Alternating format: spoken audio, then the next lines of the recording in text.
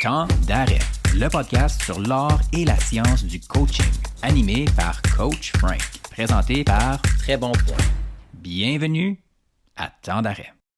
Épisode 118. Exceller au championnat du monde avec un environnement positif en impliquant les athlètes et en mettant l'accent sur la culture avec Marilyn Langlois.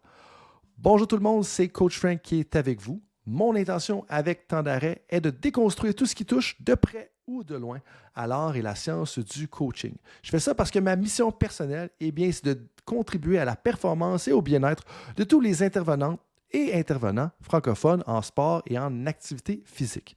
C'est donc la mission numéro 1 du podcast et c'est aussi une mission que je tente d'accomplir en tant que professeur en kinésiologie à l'Université du Québec en Outaouais et comme conseiller au développement des entraîneurs et de l'environnement. Si tu es une nouvelle auditrice ou un nouvel auditeur de Temps d'arrêt avec Coach Frank, je t'invite à t'abonner et évaluer le podcast sur ta plateforme préférée. Pour les auditrices et auditeurs loyaux de Temps d'arrêt, je vous invite à nous suivre sur les médias sociaux, @CoachFrankPHD, et aussi à être un ami en partageant à un ami. Ça prend 5 secondes et ça va contribuer à ton développement ainsi que celui de notre système sportif. Pour l'épisode d'aujourd'hui, j'ai le privilège d'accueillir Marilyn Langlois, entraîneur de patinage artistique. Marilyn est la seule entraîneur de patinage synchronisé à être certifiée au niveau 5 du PNCE au Canada. Elle est diplômée du diplôme avancé en entraînement de l'Institut national du sport du Québec, en plus d'être boursière de l'accélérateur d'apprentissage qui est aussi fourni par l'Institut national du sport du Québec. Elle a mené l'équipe senior à 3 titres mondiaux consécutifs 2022, 2023 et 2024. Et également, elle a mené l'équipe junior à un 2e titre de championne du monde en 2024. Comme patineuse, Marilyn a excellé dans la discipline du simple pendant plusieurs années et a ensuite joint l'équipe Les Suprêmes Seniors en 2000. Elle y a patiné pendant 7 saisons et fut capitaine de 2004 à 2008. Durant son parcours avec l'équipe senior, elle a remporté la médaille de bronze lors des championnats du monde ISU en 2003. En complément de son rôle avec les Suprêmes, elle a été aussi la designer synchro pour le premier spectacle du Cirque du Soleil Cristal et elle agit comme chorégraphe internationale, soit en Australie, au Japon, en France, en Allemagne ou aux États-Unis d'Amérique, en plus d'être conférencière un peu plus dans le monde du corporatif. Donc, je vous le dis d'avance, si vous êtes un coach sur le terrain ou une coach sur le terrain, la conversation d'aujourd'hui est pleine de petits bijoux, de petites actions concrètes, de petites choses que vous pouvez faire dans votre coaching pour améliorer la culture de votre programme et mener éventuellement à plusieurs victoires consécutives dans un environnement positif. Et j'ai particulièrement adoré la partie où Marilyn discute de sa façon de gérer les normes et la place de ses athlètes à travers la saison. Je vous invite à y porter attention. La production de cet épisode est présentée par Très Bon Point, ayant la vision d'avoir les pieds sur le terrain et la tête dans les bouquins. Très Bon Point est une firme de consultation sportive qui offre du coaching, des ateliers et de la recherche appliquée pour la communauté sportive. Là-dessus tout le monde, je vous dis merci d'être avec moi dans l'aventure de Temps d'arrêt et je vous souhaite un bon podcast. Merci d'être là, de prendre du temps en plein milieu de plein d'activités autant personnelles que professionnelles. Là, ce que je sais aussi, c'est que tu reviens de Chicago. Parle-moi un peu de qu'est-ce que tu es allé faire à Chicago. Bien, en fait, je suis allée aider une amie qui est aussi un entraîneur qui essaie de reconstruire son club. Je suis allée faire de la chorégraphie, puis j'en ai profité pour amener une athlète avec moi qui est capitaine dans mon équipe senior pour justement parler un petit peu de partage des valeurs, de comment ça fonctionne chez les Suprêmes. Fait que ça a été une belle activité d'échange, puis je pense que c'est le fun de voir que je puisse participer à aider une collègue qui essaie de restructurer un club comme ça en implantant des valeurs, des codes de valeurs. Pour elle, c'était vraiment trippant. OK. Puis justement, qu'est-ce qui ressort le plus ou qu'est-ce que tu trouves intéressant de faire des échanges comme ça? Puis qu'est-ce qui est peut-être ressorti un peu de vos conversations dans ce qui est divulgable, si on peut dire ça comme ça? Bien, je pense que partout, les gens ont des bonnes intentions, mais je pense juste qu'ils réalisent pas nécessairement tout de suite que la façon qu'ils fonctionnent, c'est souvent un peu la façon qu'ils ont été coachés. Puis ils se posent pas tant de questions pour modifier les actions, ce qui fait que parfois la culture, c'était pas voulu, mais peut-être pas aussi idéale qu'on voudrait qu'elle soit. Puis je pense que moi, je suis pas une personne vraiment timide, fait que je suis pas gênée de poser des questions. Quand je vois leur fonctionnement, c'est toujours le genre de type de choses que vous faites, ou est-ce que vous prenez le temps de vous parler avant les entraînements, ou juste des genres de discussions, même hors glace, qu'on fait avant pour essayer justement de les amener à se questionner. Puis je pense que c'est enrichissant pour chacun. Moi, j'apprends de eux, puis eux, ils apprennent de moi. Puis c'est tellement important justement d'avoir accès, tu sais, à un ami critique, une personne qui est là pour t'aider à te faire réfléchir, tu sais. Puis je sais justement que c'est quelque chose qui fait partie de ta pratique quotidienne, mais justement là-dedans, comme dans les autres activités que tu as eues dernièrement, tu as eu aussi à faire une intervention dans un milieu un peu plus professionnel, tu sais, dans des organisations qui sont en dehors du sport. Comment ça s'est passé de ton côté? Puis de deux, c'est quoi les parallèles que tu vois un peu entre le sport de haut niveau puis justement le côté plus business, organisationnel? Ben, je pense que le côté performance, c'est la ligne directrice qui se ressemble le plus. Que ce soit dans la compagnie ou que ce soit dans le sport, on veut tout être performant. On est comme je m'excuse le terme anglais, des high achievers. Puis ces gens-là, moi, je parlais beaucoup de leadership et de sécurité psychologique dans le milieu pour justement construire une équipe efficace. Et définitivement, avec mes histoires que moi je vis pendant ma saison en compétition avec mes athlètes, que ce soit la gestion avec mon club ou avec les parents, sont capables de faire des parallèles assez clairs par rapport à leur compagnie ou même leur employé ou leur équipe ou leur gestionnaire. Fait que ça leur permet justement de développer des outils, des exercices que nous on fait ou qu'on développe avec notre préparatrice mentale, que là ils voyaient « Ah mon Dieu, mais ça, je pourrais essayer ça avec mon équipe. » Fait que c'était vraiment intéressant. OK. Ben, puis ça, il y a clairement des liens, comme tu dis, au niveau de la performance. Puis là, quand tu parlais de faire des parallèles, moi, il y en a un que tu viens de soulever indirectement qui m'intéresse particulièrement, puis je t'en parlais un petit peu en pré-entrevue, c'est, tu sais, comment est-ce qu'on peut atteindre la performance de haut niveau d'un côté, mais de l'autre côté, le faire sans scraper nos athlètes, tout en étant bienveillant envers nos athlètes, tout en prenant soin de nos athlètes. Là. Puis probablement que le monde n'aime pas que j'utilise le terme scraper, mais il y a des coachs à quelque part, à gauche et à droite, qui font des choses un peu par tradition, comme tu viens de le dire, ils vont finir par scraper les athlètes sans le vouloir. Mais le parallèle que tu viens de soulever, puis moi qui m'intéresse beaucoup un peu dans tout ce que j'ai compris un peu de ton coaching puis ton approche, c'est que, bon, là, tu sors d'une 3e victoire consécutive au championnat du monde. On va dire bravo et des applaudissements d'arrière-scène pour les gens qui les entendent pas. OK? Mais tu parles en même temps de la sécurité psychologique, tu parles de la bienveillance, tu parles d'une approche positive. Comme, de où est-ce que ça sort, le lien que tu as fait entre les deux? Parce qu'à un moment donné, tu t'es dit, hey, comme, faut prendre une approche un peu plus positive, un peu plus durable. Comme, moi, je suis curieux de savoir, comme, puis en fait, ce que je t'invite à faire, c'est parle-moi donc un peu de où est-ce que c'est sorti ce constat-là, puis ce désir de mettre ça de l'avant, parce que c'est pas tous les coachs de ton niveau, de haut niveau, qui pensent comme ça nécessairement. Ben, je pense que les gens ils ont peur d'essayer, tout en partant, d'essayer des nouvelles méthodes, parce que tu te fies à ce que tu as vu, qui a gagné, puis des fois, tu penses que c'est vraiment juste en bûchant, en travaillant fort, puis il faut que c'est comme du travail, mais nous... je sais pas, je pense que c'est vraiment le déclic qui a été fait. Ben, déjà, tout de suite, en partant, moi, comme personne, j'aime beaucoup rire. Pour moi, c'est super important de rire à chaque jour. Je suis une personne hyper optimiste et positive. Puis je pense qu'avec la COVID, nous, notre équipe a été extrêmement impactée. Même si on n'aime pas retourner en arrière puis reparler parce que c'était un événement qui n'était pas vraiment plaisant pour personne. Ça reste que notre réalité à nous en patinage synchronisé, nos athlètes n'ont pas pu se toucher pendant 1 an et demi. Puis ceux qui ne connaissent pas le patinage synchronisé, les gens se touchent et se tiennent par les mains, par les bras. Il y a des connexions. Fait que pendant 1 an et demi, nous, il a fallu qu'on garde nos athlètes motivés en Zoom, sans faire, des fois en faisant des ateliers sur glace, mais en 2 groupes de 10, ils n'étaient jamais toute l'équipe ensemble.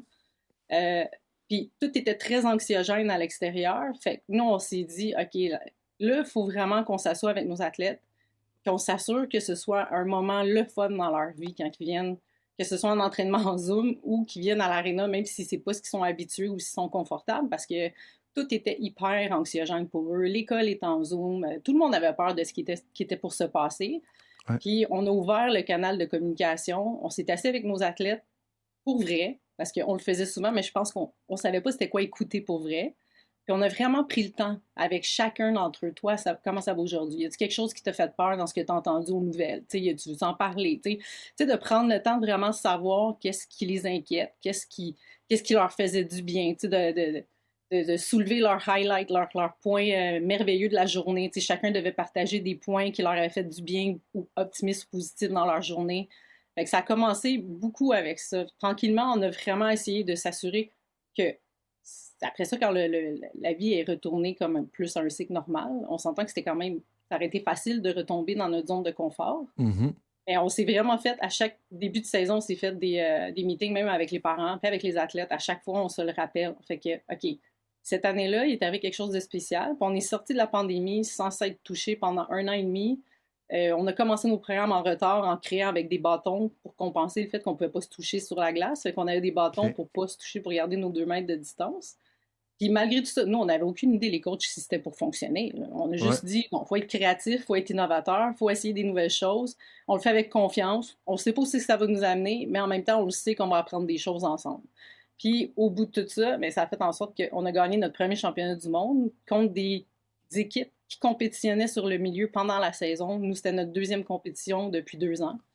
On a eu juste les championnats canadiens. Puis après ça, c'était les championnats du monde.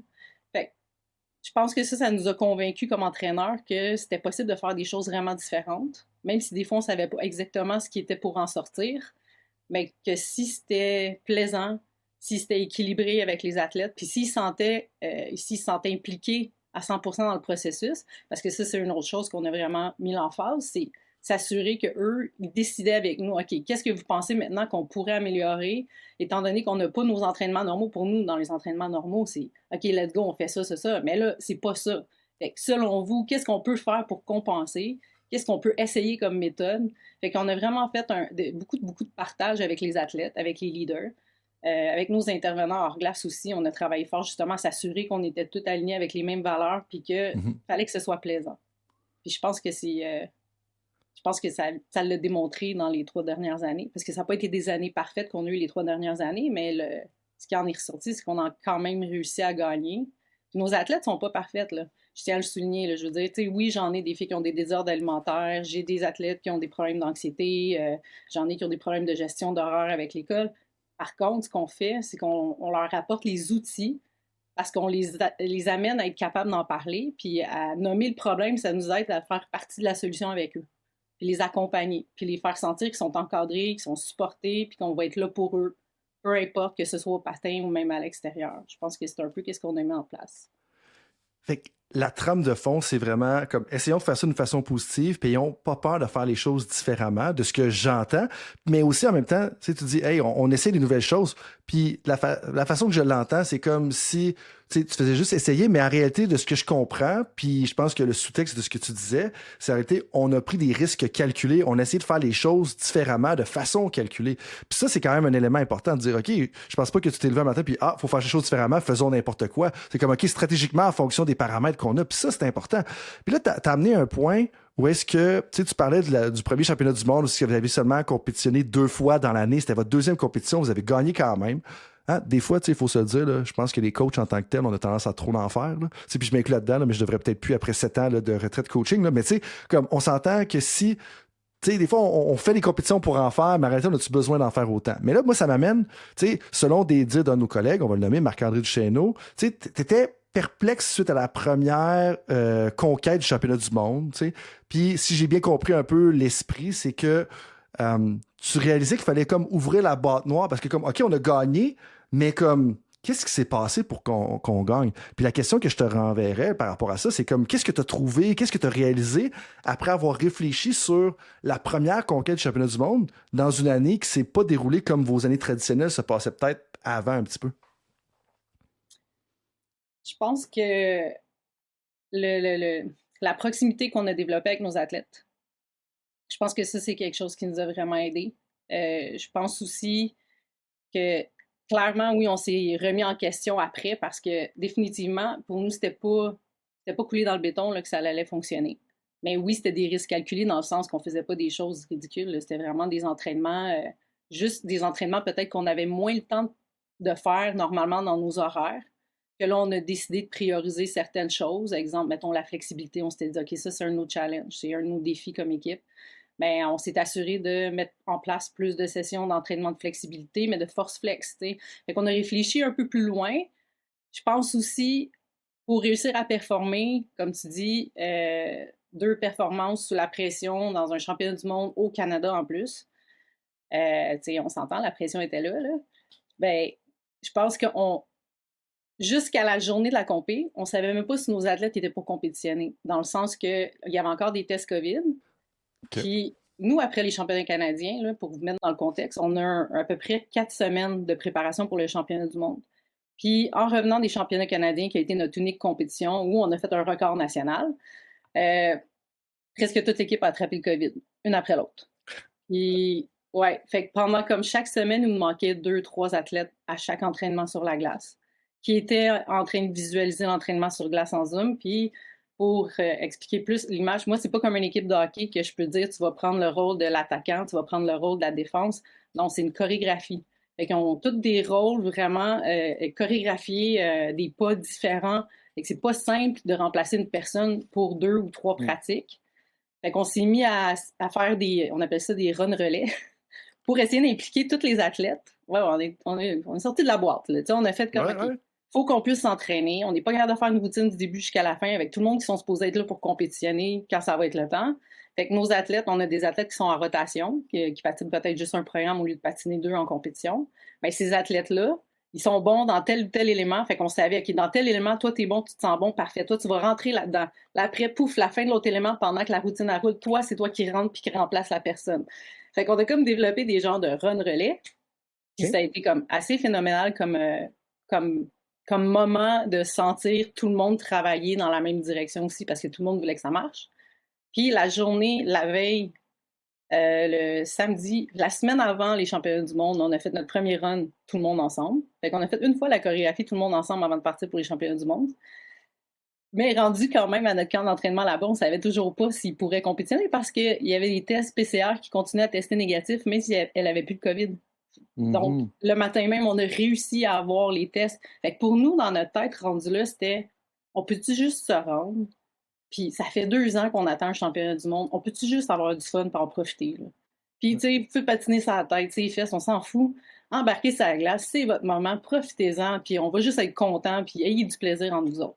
C'était vraiment le mot d'ordre de toute la semaine. C'était comme plaisir. Toute la semaine, là, on se fait des nouveaux souvenirs, on se crée des moments ensemble qui vont rester, puis on en profite au maximum. Puis quand ils sont embarqués sa glace pour le programme court, là, je te confirme que moi, comme coach, j'étais petite dans mes souliers, parce que même si je m'étais convaincue que ça me dérangeait pas qu'il patine sa tête, je les ai vus embarquer sa glace, puis ils regardaient dans les estrades avec le sourire fendu jusqu'aux oreilles, zéro focus, juste beaucoup, beaucoup trop dans le moment de bonheur.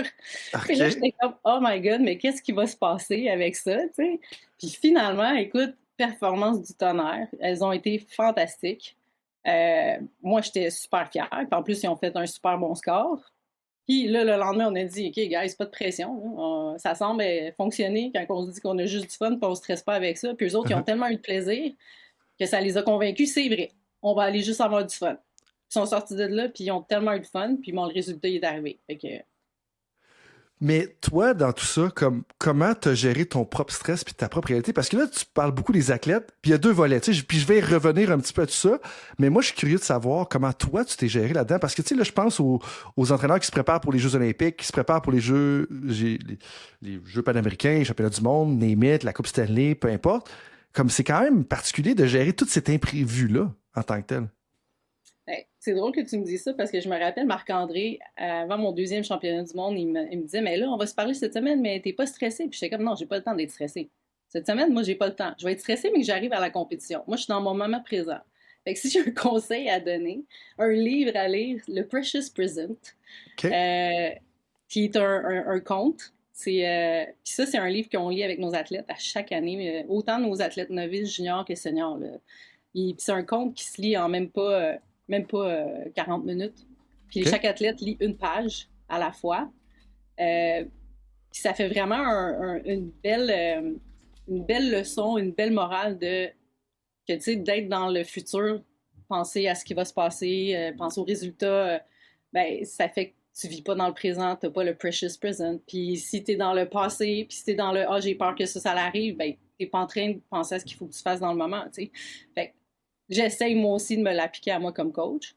Et je te confirme que je pense que jusqu'à la journée du programme court, jusqu'au programme court, je suis quand même assez relax. La journée du cours, par choix, je décide de rester un peu plus longtemps dans ma chambre le matin. Puis j'écoute une petite série pour me relaxer. Okay. Puis après ça, souvent, mais moi, je suis quand même assez relax. Puis je me suis donné comme mot d'ordre parce que comme athlète, j'ai vécu des entraîneurs qui étaient plus stressés. Puis moi, ça me dérangeait pas, mais je voyais que mes coéquipiers, ça les affectait. Puis moi, je me suis toujours dit, moi, comme coach, je veux être de marbre. Mais pas tant de marbre, là, mais on s'entend comme calme pour que s'ils me regardent, ils sachent que tout va bien, qu'ils ont confiance, que tout va bien aller, que j'ai confiance en eux. Puis, mon collègue, lui, il disparaît avant. Quand les filles rentrent dans la chambre, les athlètes rentrent dans la chambre, lui, il part pendant à peu près 15-20 minutes, on le voit pas. Fait que je sais, lui, c'est son moment à lui. Fait que lui aussi, il s'en va exprès pour pas propager son petit moment. Uh-huh. Moi, je joue à mon petit Candy Crush pendant que les athlètes sont en train de s'habiller, juste pour me changer les idées. Puis, je prends des exercices de respiration. OK. Magnifique. Ouais. Ça, je le fais avec mes athlètes, mais je le fais pour moi-même aussi. Qui ressemble à quoi, l'exercice de respiration? Ah, écoute, juste prendre le temps de compter, inspirer jusqu'à 7, retiens ton souffle, ça ralentit ton cœur, puis tu y parles à ton cœur. Moi, j'ai dit ralentis, calme, puis expire longtemps, pendant comme 10 secondes. Je te dis, on dirait que les épaules, ils descendent d'à peu près un pied. Mm-hmm. Puis en même temps, ça fait un lien avec ton livre, où est-ce que faire cet exercice de respiration-là, ça t'ancre dans le moment présent en tant que tel. Tu sais? Puis là, je te ramène au The Precious Present. Tu sais, c'est quand même pas tous les entraîneurs qui prendraient le temps de lire un conte avec tous ces athlètes. Puis moi, je suis curieux de savoir comme, pourquoi c'est important pour toi de faire ça. Ben, ça vient pas de moi. Ça vient de notre préparateur mental, Angela Malorny, qui est comme excellente. Elle, en fait, c'est une ancienne patineuse en patinage synchronisé, qui est aussi entraîneur en patinage synchronisé. C'était ma collègue. On patinait ensemble. Puis c'est elle qui fait des sessions de groupe à chaque mois avec mes 2 équipes, une fois par mois. Des sessions individuelles au moins 2 ou 3 fois par année. Puis dans ces méthodes de focus sur le processus, ben, d'être dans le moment présent, ça fait partie de sa façon de travailler avec nos athlètes. Puis en fait, elle nous a apporté ça, puis les athlètes, ils l'ont lu au début, puis ils ont comme...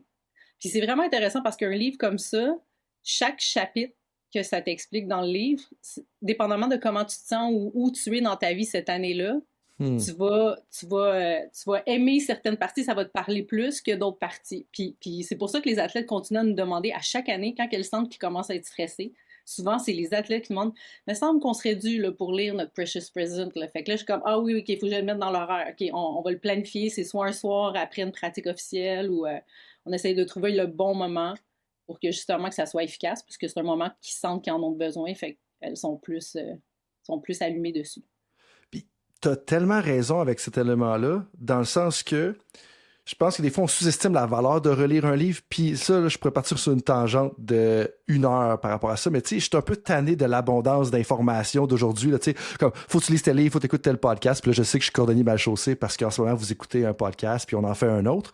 On va espérer que c'est de la qualité. Je pense que ça en est.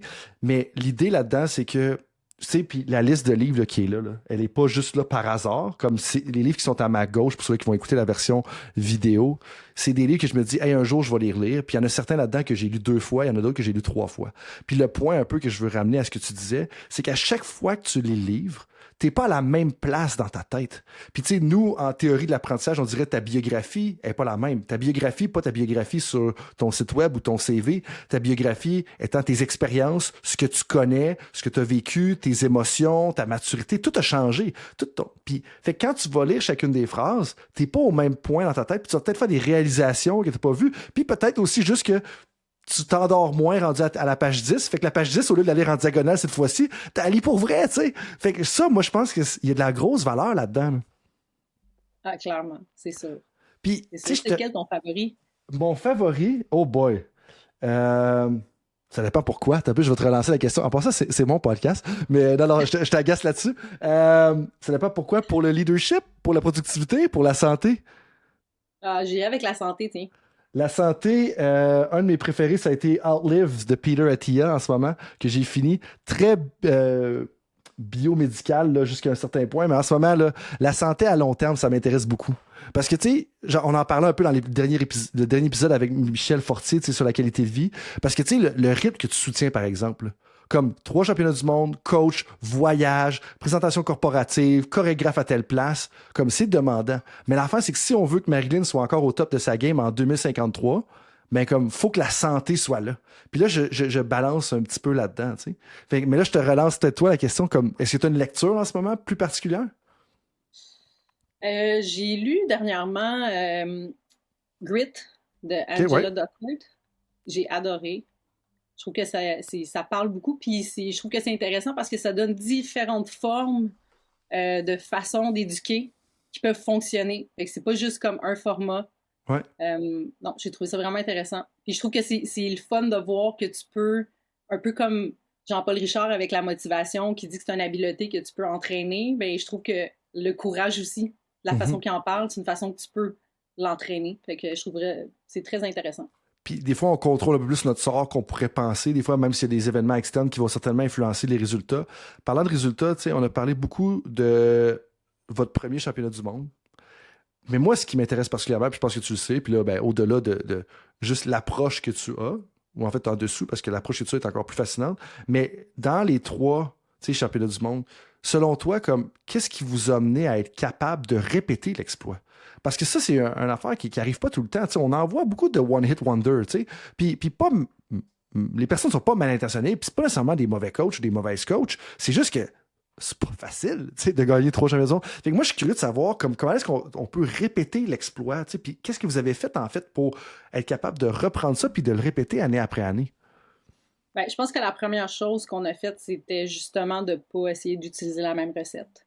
Ce qui aurait été le réflexe normal, de dire « Hey, là, on le sait, c'est quoi que ça prend. » Mais c'est pas ça qu'on a fait. On a fait comme « OK, donc qu'est-ce qu'on a fait? » Puis honnêtement, moi, mon équipe, j'en ai 10 sur 20 qui sont partis après le premier championnat du monde. Que c'était des athlètes qui étaient prêts à passer à autre chose, qui étaient avec l'école académiquement, puis ils avaient tiré leurs années avec le COVID parce qu'ils voulaient compétitionner. Il y en a qui étaient déjà prêts à arrêter dans le COVID, mais qui ne voulaient pas arrêter à ce moment-là dans leur carrière.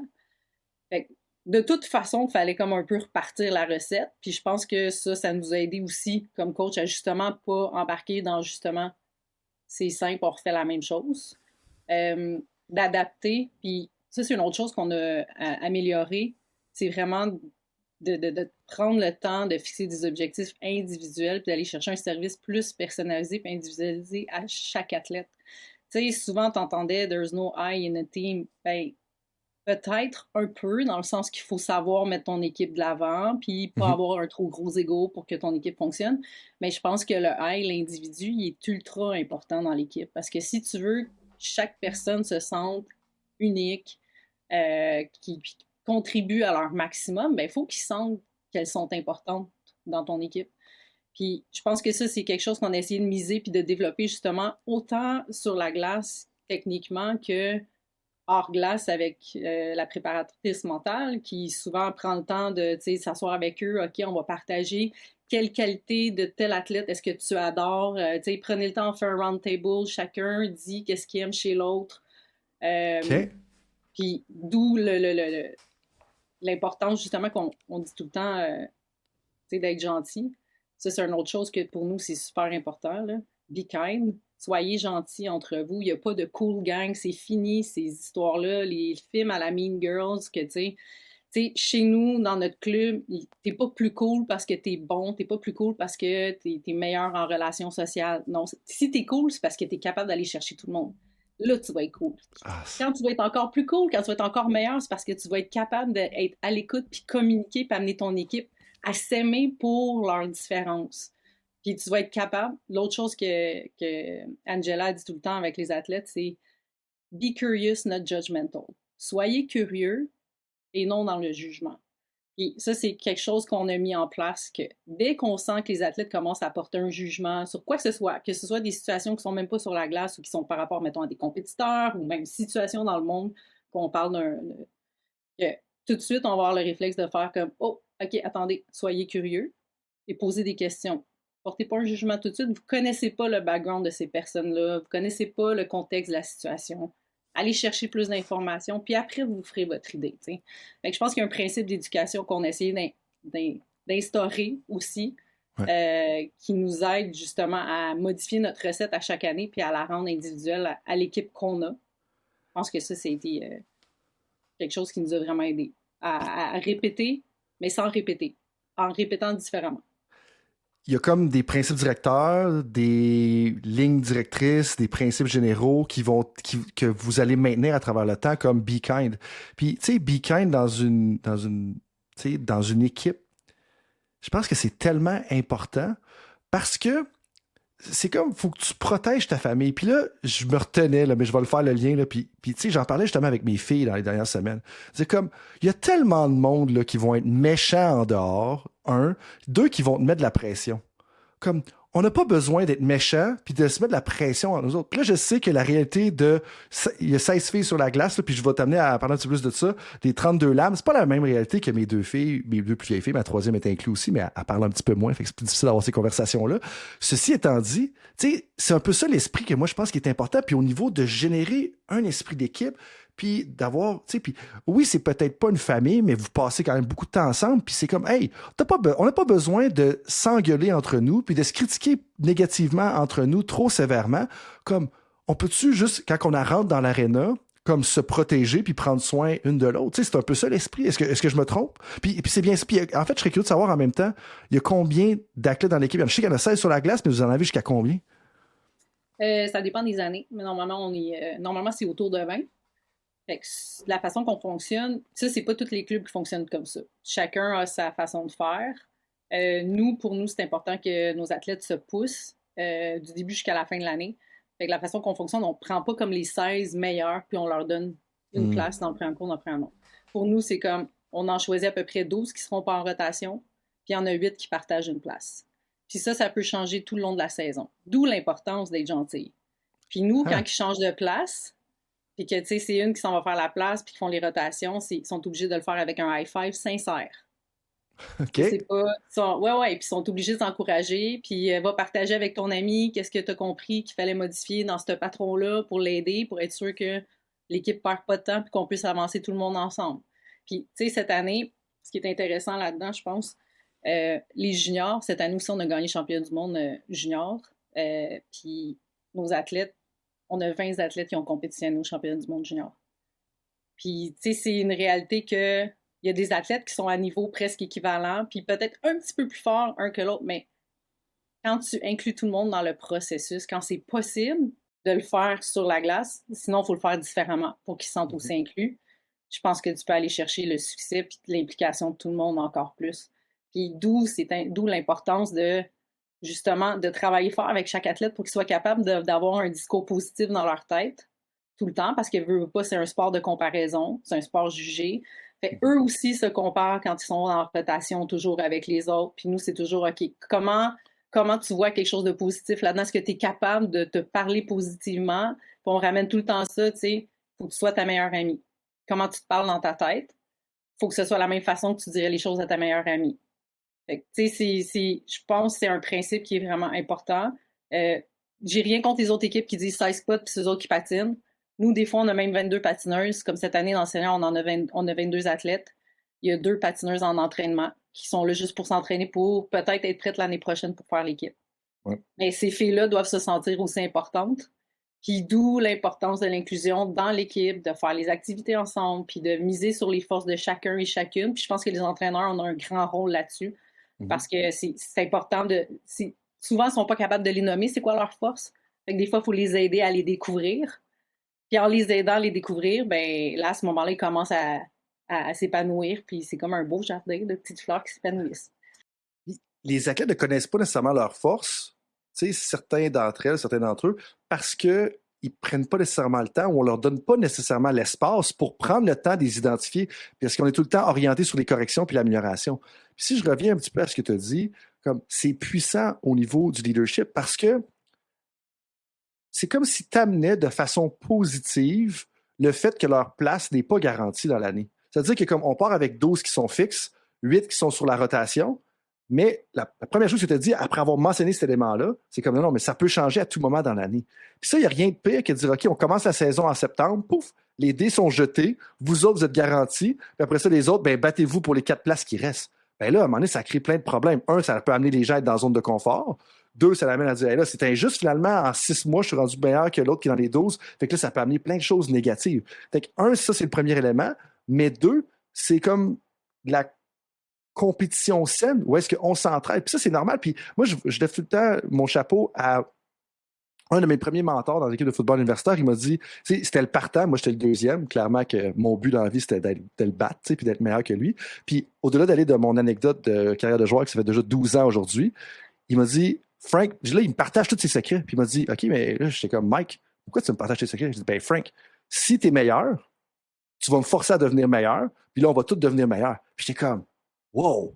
Tu sais, se faire dire ça quand t'es le premier par un vétéran, t'es comme, ça change la perspective. Puis j'en ai même des frissons à raconter ça aujourd'hui. Puis c'est totalement anecdotique. Mais ça, pour moi, quand tu parlais des high-fives en Lévis, c'est comme, OK, la première fois, probablement qu'on s'entend, il y a des bonnes chances que peut-être la première fois qu'elle arrive dans le club, c'est peut-être, tu sais, c'est fait positivement, sincère, mais c'est plus pour la parure à l'extérieur. Mais avec le temps, c'est rendu comme une norme, puis c'est comme, ben non, t'es aussi bien de faire ça parce que si tu fais pas ça dans un an, ben ça se peut que tu sois plus avec le club parce que nous, c'est comme ça qu'on fonctionne. Fait que c'est puissant pour la durabilité du programme. T'sais, moi, je trouve ça fort. Puis c'est quoi un peu la réception, justement, quand tu t'as fait ça la première fois avec ton équipe comme ça fait combien de temps que tu fais ça? Ça a été quoi la réception des filles la première fois que tu as fait ça?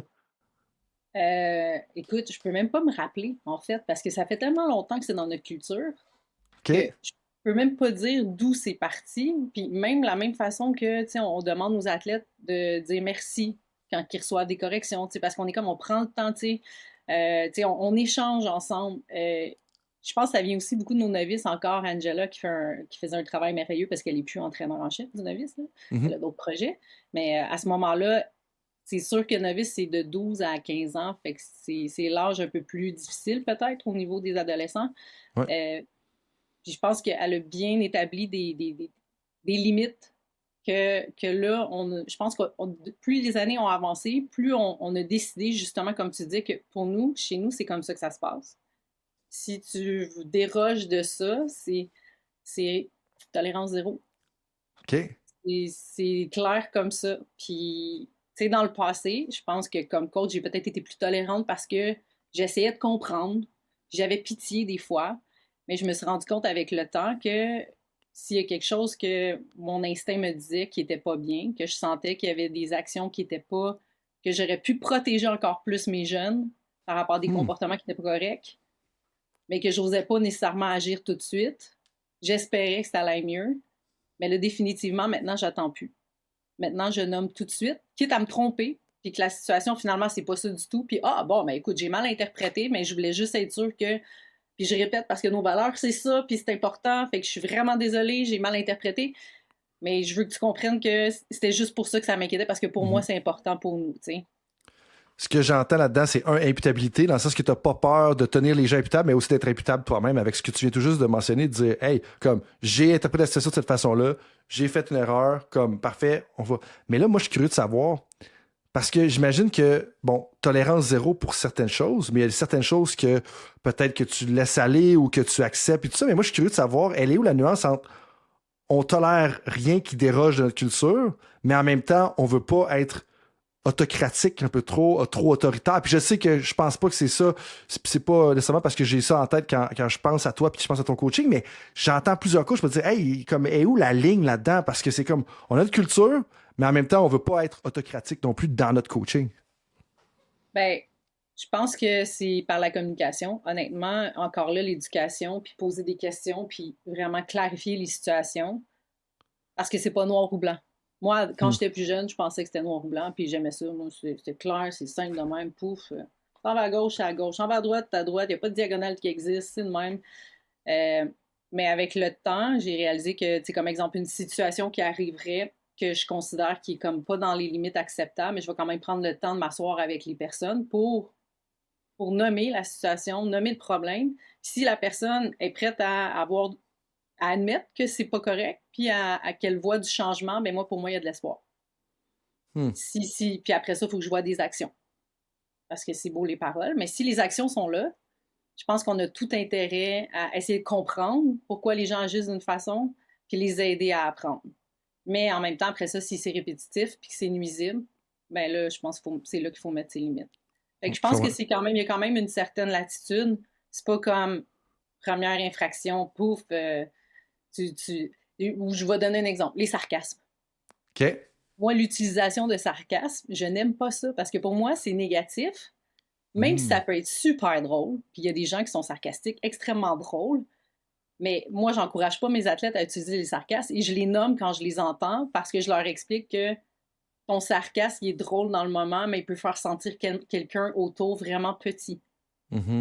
Parce qu'il n'y a pas personne qui comprend les sarcasmes de la même façon, de la même nuance, puis ça, c'est toujours sujet à interprétation, puis on veut essayer de ne pas jouer là-dedans, justement, pour que tout le monde se sente bien. C'est un exemple. Puis, sais-tu quoi, je vais faire du pouce là-dessus. C'est que aussi, tu sais, tantôt tu parlais, comme on connaît pas l'historique des gens, puis je ne pas formule pas exactement comme tu l'as dit, mais ça m'avait parlé parce que un des exercices qu'on fait souvent avec les entraîneurs, c'est l'autobiographie, c'est-à-dire de réviser un peu tout ton parcours en 12 chapitres, puis voir à partir de là, comme, c'est quoi les étapes marquantes. Puis moi, ce que j'ai découvert, n'est peut-être fait 72, là, c'est peut-être 63, c'est peut-être 78, là, mais comme, en fait, quelques-unes jusqu'à maintenant. Puis ce que je trouve fascinant à chaque fois, ce qui n'était pas le cas au départ, c'est comment est-ce qu'on n'a aucune idée. On n'a aucune idée du parcours des gens. Et là, je reviens à ton sarcasme. Le sarcasme, comme tu dis, qui est bien anodin, je ne suis pas très bon pour faire des sarcasmes, je ne peux pas donner d'exemple en ce moment, mais ça peut aller soulever quelque chose qui est arrivé au chapitre 3 de l'existence de ta coéquipière, que tu n'as aucune idée qui est là, puis tu ne sais pas à quel point ça peut être dommageable pour elle, et là, ça l'amène un fil de pensée négatif qu'elle va traîner peut-être dans quelques jours, et là, ça l'amène de l'amertume, ça amène plein d'affaires.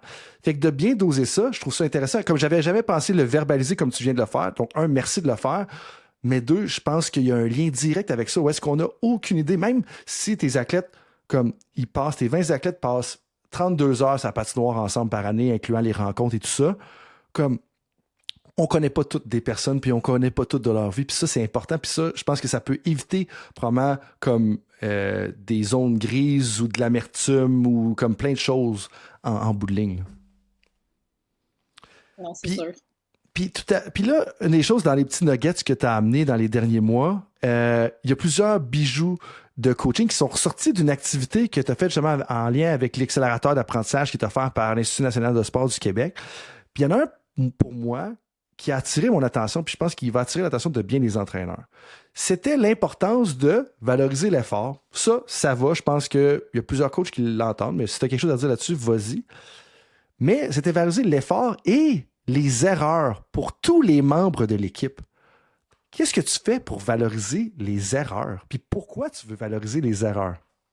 Ben écoute, tout en partant, encore là, de notre mantra, chez les Suprêmes, c'est un de nos quotes qu'on a qui est super important pour nous, c'est You don't have to be perfect, you just have to be awesome.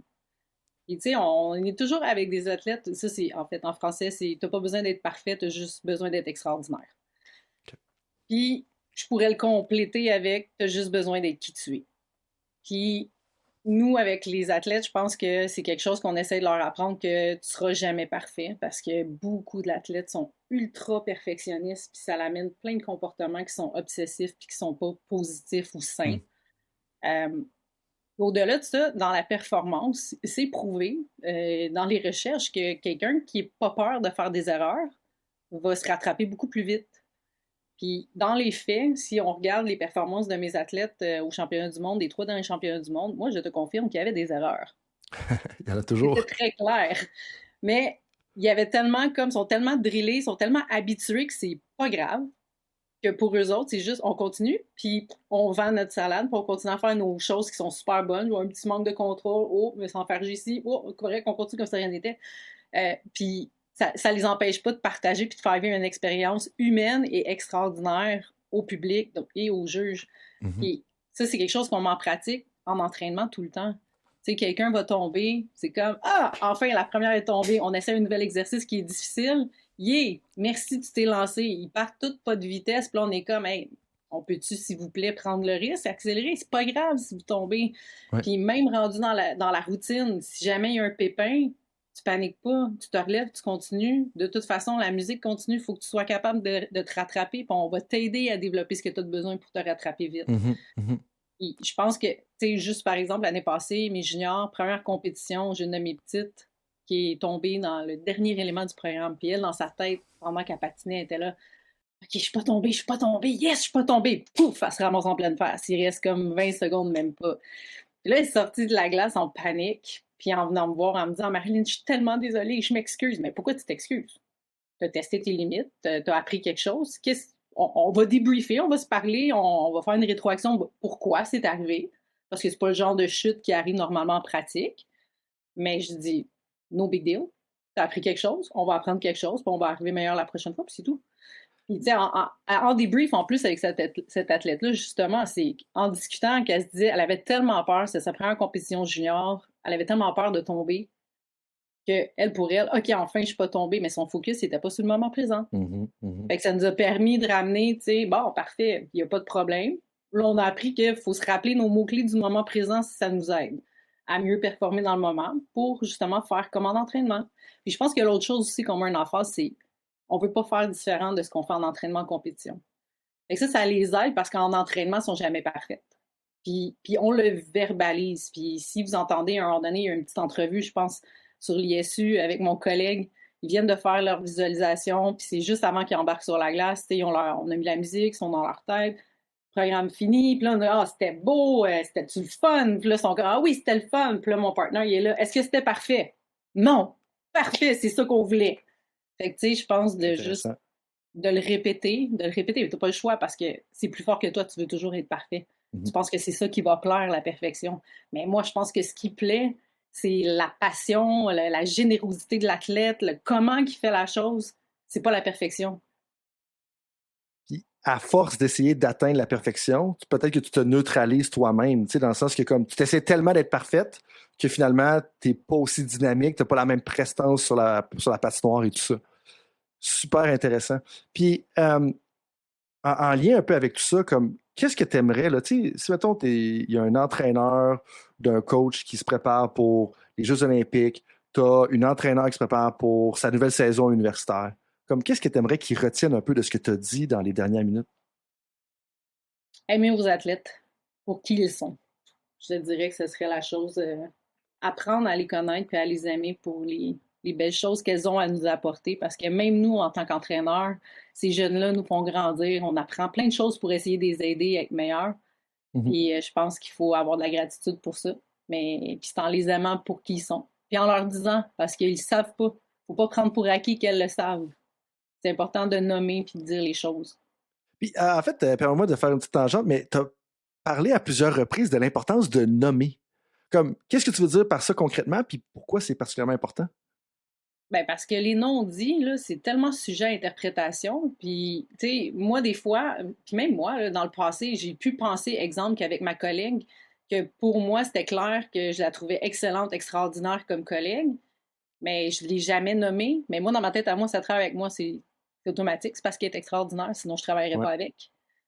Mais de la partir du moment que je l'ai nommé, puis ça, c'est en faisant un exercice, en passant un exercice de leadership, justement, des questionnaires anonymes, tu sais, est-ce que tu sens que, comme personne, tu te sens importante dans l'équipe, tu sais, puis là, c'est là que j'avais réalisé, oh mon Dieu, elle se sent pas importante. Mais moi, dans ma tête, à moi, c'était clair. Fait faut pas prendre les choses pour acquis, il faut prendre le temps de les nommer. Communiquer. Intéressant. Intéressant. Les non-dits, ça peut amener à plusieurs problèmes ou en fait, justement, à avoir une interprétation qui est complètement fausse de la situation parce qu'on n'a juste pas pris le temps de se le dire. Tu sais. Là-dessus, Marilyn, ça fait déjà un bon bout qu'on se parle. Je t'amènerai dans les questions éclairs pour que les gens apprennent un peu à te connaître puis aller peut-être avec des apprentissages plus rapides. Fait que j'ai 3 questions rapido presto pour toi. La première question, si tu devais retourner en arrière et te donner un conseil à toi-même quand tu avais 22 ans, ça serait quoi? Suivre mon instinct. De ne pas avoir peur de le suivre tout de suite. Si ta petite voix intérieure te dit qu'il y a quelque chose, c'est qu'il y a quelque chose. Intéressant. Qu'est-ce qui va devenir un avantage compétitif dans le monde du sport dans 10 ans, à tes yeux? Ça, c'est vraiment une bonne question parce que je pense que de toute façon, le sport est déjà un avantage pour chaque personne qui a la chance de le vivre dans sa vie. Fait que je sais pas si je suis dans la bonne direction de ta question, mais pour moi, je pense que c'est une place où ce que les gens peuvent s'accomplir, peuvent développer l'estime. Je pense que ça prend déjà quelque chose de super positif. Je pense que si les gens réalisent que c'est possible, dont les entraîneurs et les parents, parce que les parents aussi, il faut qu'ils le sachent, pas juste les athlètes, les parents aussi, que c'est possible de s'entraîner de façon positive, et que c'est possible de gagner en faisant les deux ensemble, bien, je pense que le sport, il va faire comme fou, une montée fulgurante. Ce que j'entends dans ta réponse, c'est un environnement positif qui est propice au développement de l'estime des athlètes. Voilà. C'est ça en bout de ligne, parce que, comme on dit, la pression, elle est omniprésente. Dernière question, si tu veux mettre une citation sur un Jumbotron dans un aréna, justement, ce serait laquelle et qu'est-ce que tu aimerais que les gens comprennent? Ben, je vais revenir sur celle qu'on a parlé tantôt parce que je pense que c'est quelque chose qui est vraiment important pour justement la réussite de développer des athlètes sains, c'est you don't have to be perfect, you just have to be awesome. T'as pas besoin d'être parfait, t'as juste besoin d'être extraordinaire. Parce que, comme je disais tantôt, c'est de sentir que tu peux faire des erreurs, ça amène les jeunes à être plus innovateurs, à créer, à vouloir essayer des nouvelles choses, à prendre des risques calculés, bien sûr. Mais c'est ça qui fait avancer les jeunes plus vite, là. Mm-hmm. Super, Marilyn. Sur ces belles paroles, je te laisserai peut-être le mot de la fin. Comment est-ce que les gens peuvent te rejoindre? J'ai un courriel à lessupremecoach@gmail.com. J'ai aussi un website ML Synchro Camp. Okay. D'ailleurs, j'ai ma prochaine édition, va être ma 2e édition la semaine prochaine. C'est le Camp Passion, qui est un camp de 4 jours avec des jeunes d'un peu partout. Mais n'hésitez pas, j'ai un Instagram aussi, Marilyn Langlois 13. Parfait. Donc, ça va me faire plaisir. On veut connaître l'origine du 13. Donc, de façon plus sérieuse, on va mettre tout ça dans la description de l'épisode. On va référer à tes choses. C'est vrai qu'ils ont des questions sur pour le coaching du patch artistique, des présentations, des ateliers leadership plus dans le monde corporatif. C'est des choses que Marilyn a fait. Je te remercie beaucoup de nous avoir prêté de ton temps. Donner de ton temps, en fait, durant un moment quand même chargé de ta vie avec ce que j'ai pu comprendre. Fait que là-dessus, je te dis un gros merci. Je pense qu'il y a eu plein de petits nuggets là, à gauche et à droite que les entraîneurs et entraîneurs vont pouvoir retirer puis appliquer dans leur coaching. Fait que là-dessus, tout le monde, je vous dis un gros... je vais dire merci à Marilyn d'avoir été là et je dis merci à tout le monde d'avoir été là pour un autre épisode de Temps d'arrêt. Salut tout le monde, c'est Coach Frank avec un petit rappel pour vous avant que vous partiez pour vos autres projets de la journée, que ce soit une pratique ou un entraînement. Est-ce que vous voudriez recevoir une petite réflexion de ma part par courriel? Est-ce que vous aimeriez ça vous faire challenger dans votre travail? Si oui, la réflexion du coach est pour vous. C'est quoi ça? Eh bien, c'est un petit courriel textuel qui partage les idées, concepts et débats qui animent mon esprit dans les dernières semaines. C'est très court, 250 à 500 mots. Et donc, si vous voulez recevoir ce genre de courriel qui va susciter de la réflexion, eh bien, visitez le drcoachfrank.com dans la section Contact et inscrivez-vous. Sinon, eh bien, je vous dis à la prochaine et merci d'être avec moi dans l'aventure Temps d'arrêt.